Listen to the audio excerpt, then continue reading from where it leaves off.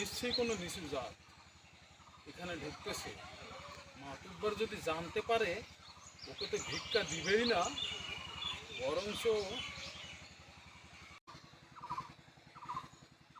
নমস্কার নমস্কার দাদা, নমস্কার।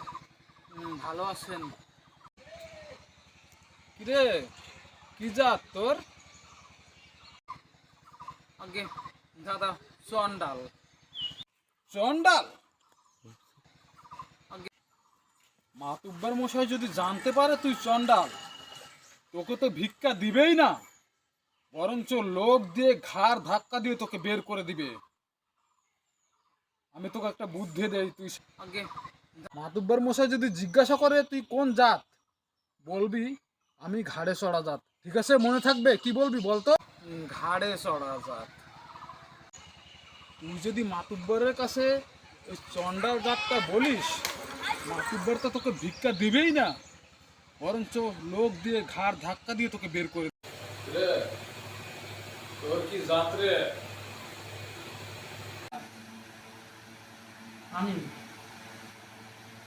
আমি মাতুব্বর মশাই ঘাড়ে চড়া জাত। তুই আমার সাথে রসিকতা করছিস? তোর এত বড় সাহস, তুই মাতুব্বরের সামনে রসিকতা করতেছিস? সত্যি করে বল, তুই কি জাত? সে কি মাতুব্বর মশাই, বিশ্বাস করুন আমি ঘাড়ে চড়া জাত। সাহস, এত বড় সাহস তোর! এই বেয়াদবি আমি কেন করব?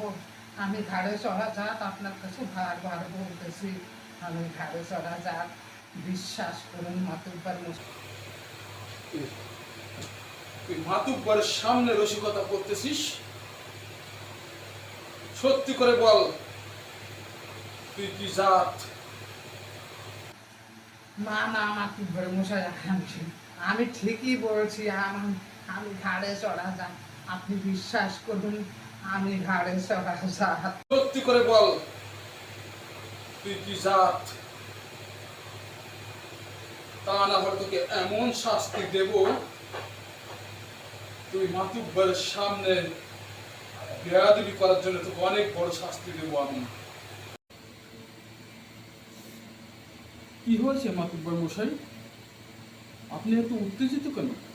এসে বলে আমি একটু শান্ত হলাম, তা না হলে ওকে আমি এমন শাস্তি দিতাম যে ও জীবনও সেই শাস্তির কথা ভুলতে পারতো না। তুমি মাতুব্বর মশাই, এই বেচারা ঠিক কথাই বলেছে, ও ঘাড়ে চড়া জাতি। আপনি শুধু শুধু ওর উপর রাগ করে আসেন। ঠিক আছে, বলছিলাম ও তো আপনার ঘাড়েই চড়ে আসে।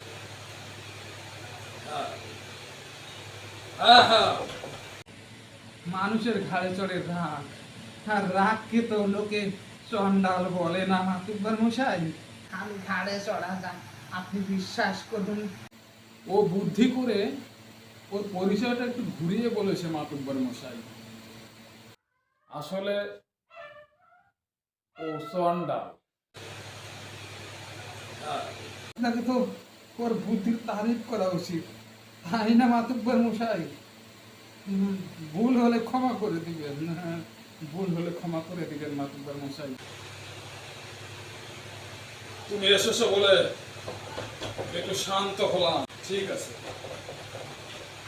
ওকে কিছু পুরস্কার দিয়ে দাও। যাও, এই পুরস্কার নিয়ে তুমি চলে যাও। যাও, তুমি সামনে গিয়ে দাঁড়াও। মাতুব্বার যখন বলেছে তোমাকে পুরস্কৃত করা হবে,